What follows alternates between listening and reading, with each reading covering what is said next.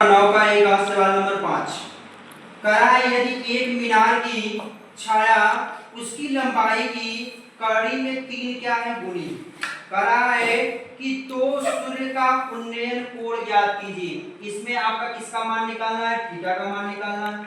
इसमें कहा मीनार की जो छाया है वो कड़ी में क्या है? 3 गुनी है। तो पहले एक क्या बनाइए? मीनार को बनाइए। ये मान लीजिए हमारा क्या है? मीनार। अब मान लीजिए चलो इसकी छाया हम इस बगल बनाते हैं। इस बार यहाँ पर क्या करते हैं? छाया होगी।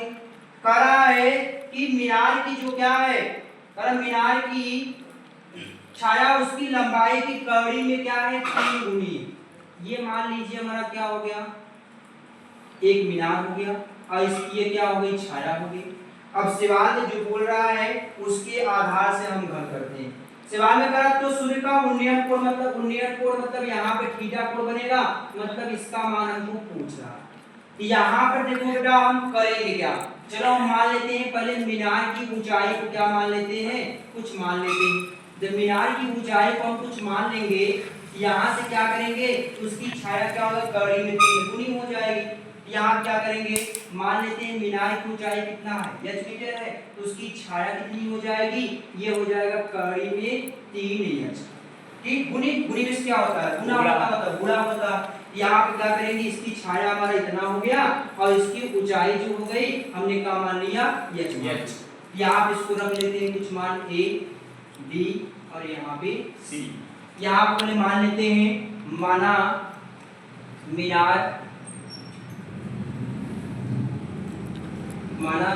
की ऊंचाई कितना?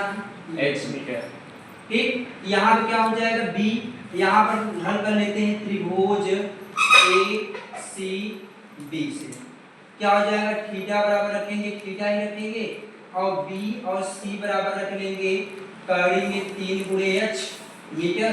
और क्या हो जाएगा हमारा? b और c बराबर हमारा हो जाएगा h मीटर। यहाँ पे किसका प्रयोग करेंगे? हम tan का प्रयोग करेंगे।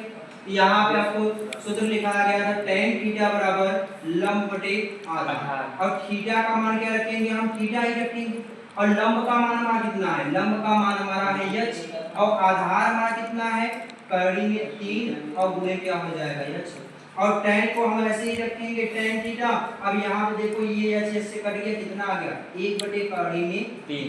यहाँ पे आपको पता है कि tan थीटा बराबर 1 बटे कड़ी में 3 का मान हमारा होता है ये tan 30 अंश का मान।